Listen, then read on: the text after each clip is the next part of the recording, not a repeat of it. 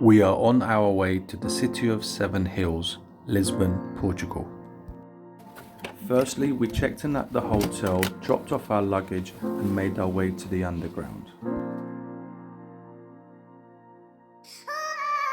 The weather wasn't so great upon arrival, so we reshuffled our places to see list to visit the Oceanario, which is the world's largest nature aquarium.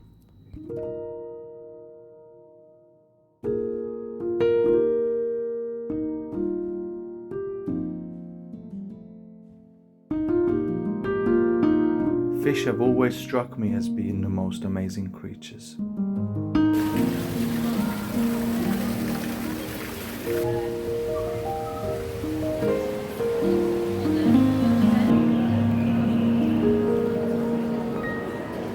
What we see is literally a drop in the ocean. Watching these different species swim freely brings us joy and calmness and truly soothes the soul.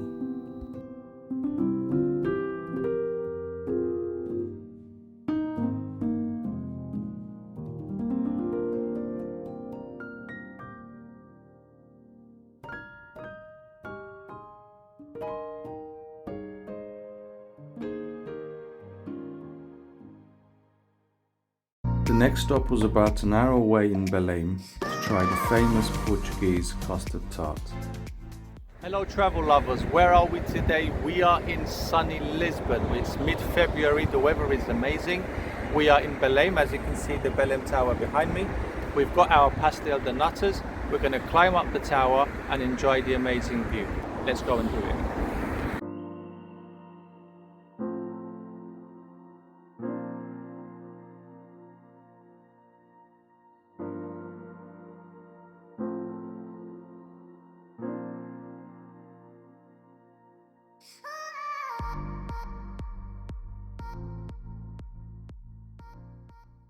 Now you can see the 25 April bridge and the Jesus statue on the other side of the city. Now let's show you around. Look at this magnificent city. That's the very old cathedral, the Jeronimos Cathedral, I believe. And the other side is the museum.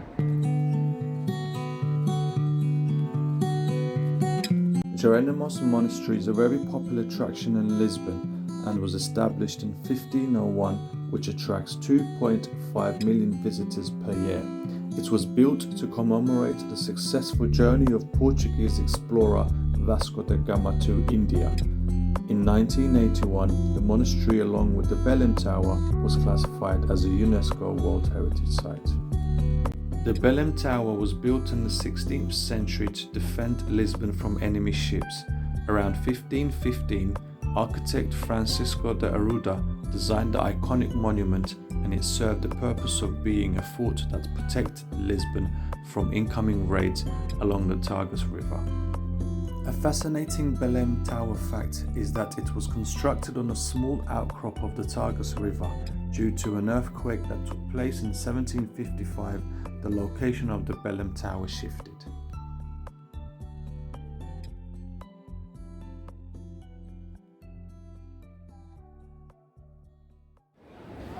Feeling a bit peckish, the best place to visit is the Time Out Food Hall.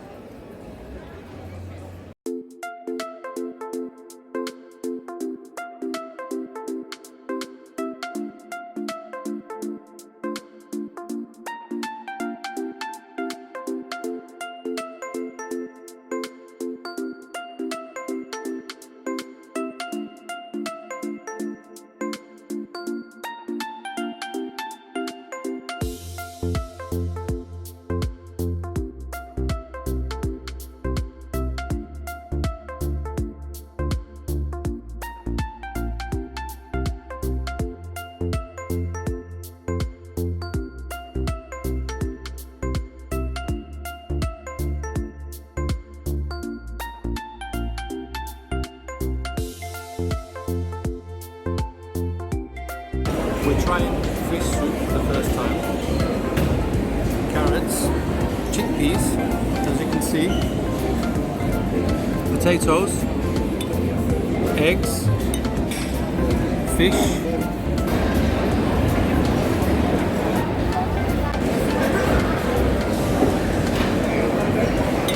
Amazing. Soy con mi pena, sola va mi condena.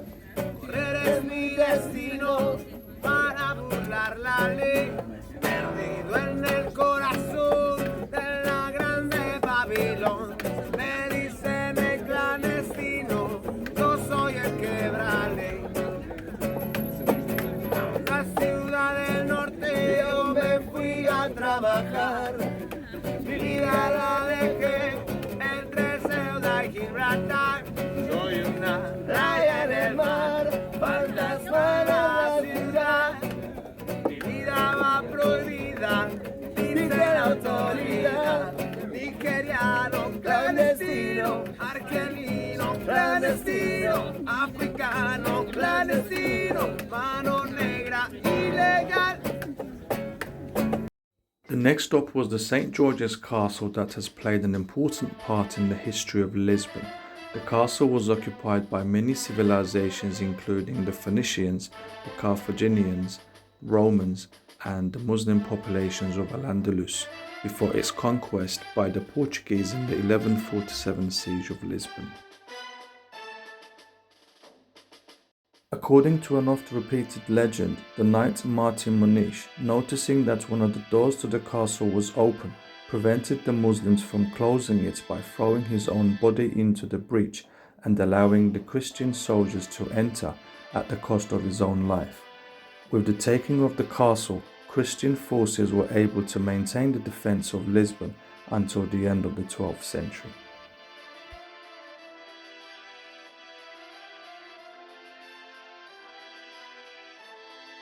Muslim cemeteries were found in the area alongside these Islamic tombstones.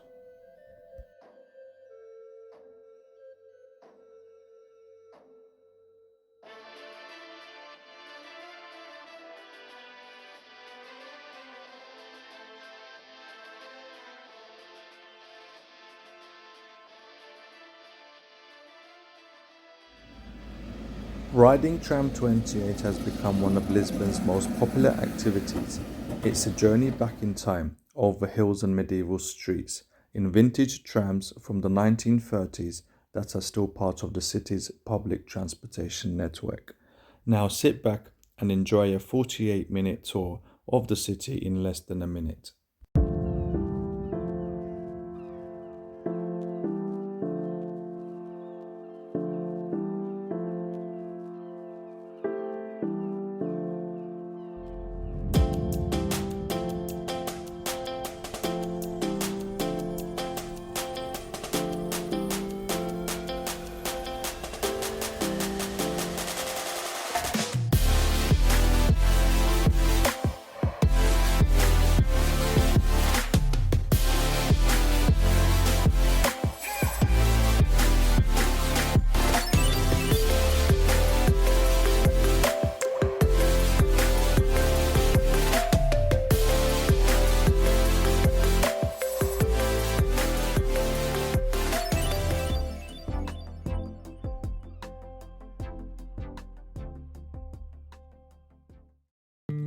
The next day we jumped on the train to make our way to Sintra, a major tourist destination which has several historic palaces, castles, parks and gardens.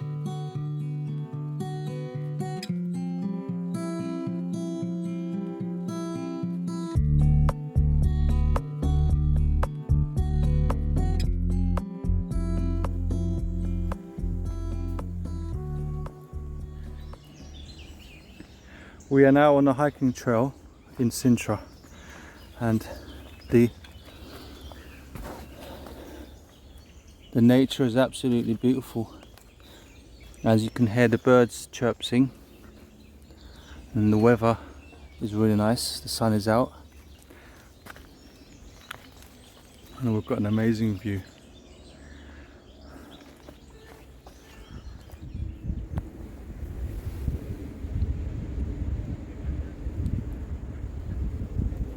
We've literally hiked this discreet trail can't believe we did it. We were off course from the hiking trail and ended up climbing this steep hill and managed to enter the castle by jumping over the fortification wall. The Moorish castle, looking out over the Atlantic coastline, was founded under Islamic rule and the Muslims lived here until 1147.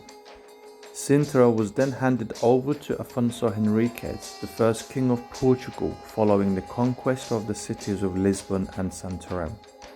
In 1995, UNESCO classified the Sintra cultural landscape as World Heritage, with the Moorish castle representing a fundamental component.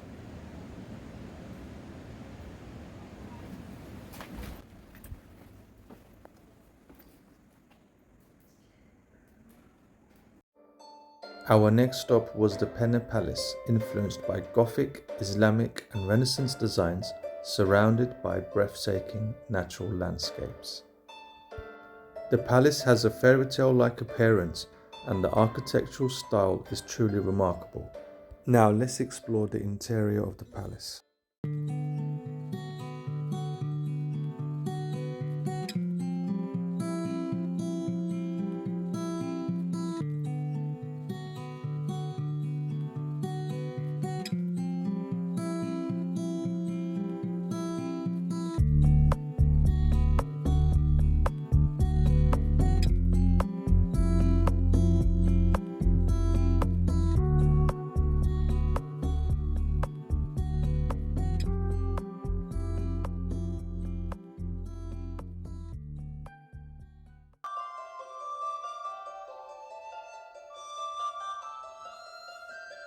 The construction of this magical site started in 1842 and was built as a summer residence for the Portuguese royal family who enjoyed this stunning panoramic view.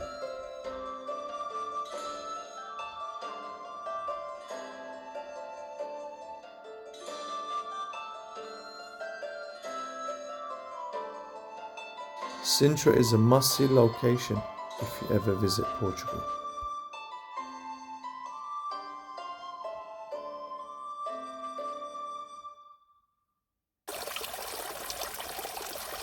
We head down the Valley of the Lakes at the Park of Pena, an amazing, peaceful walk in nature.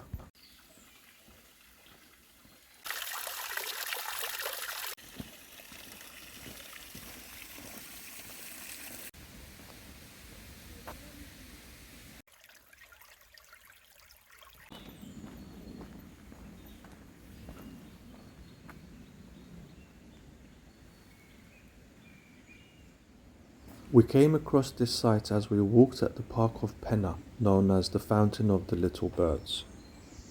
The exterior of the dome is decorated with an inscription in Arabic referring to the two monarchs responsible for the works at Pena, King Manuel I in 1503 and King Ferdinand II in 1840, both of whom are referred to the Arabic text as sultans.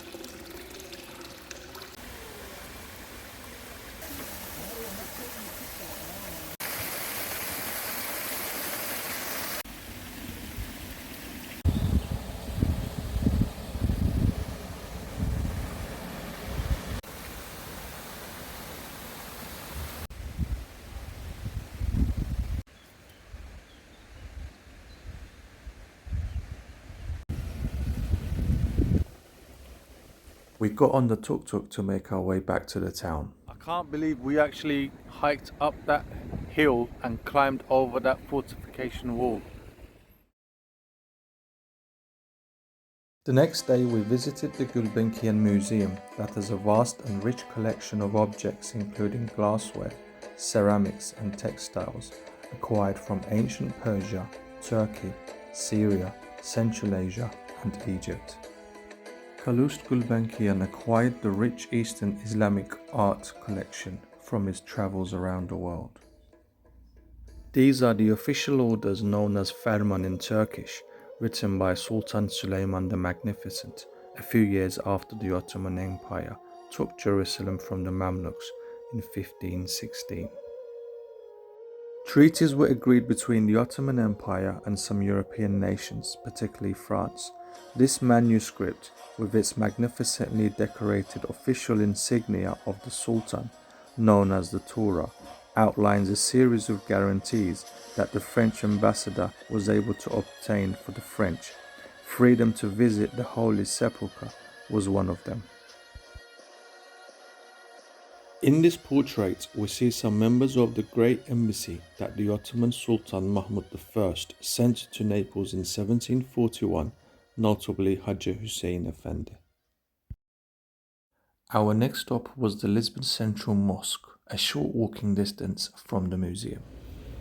Taqwa. Taqwa é aquela qualidade. Taqwa वो सिफात है जो हमारे अंदर है. Taqwa está aqui escondido. Ninguém sabe. Só Allah é que sabe. O profeta sallallahu alaihi wasallam disse num hadith que sete pessoas, sete qualidades de pessoas, sete tipos de pessoas, no dia de Yom Qiyamah, estarão na sombra de Allah, onde todos nós estaremos preocupados.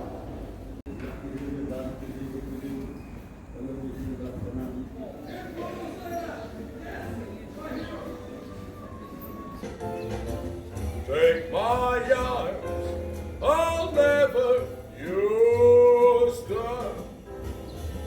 Take my lips, I want to lose them. And your goodbye, haven't left me now.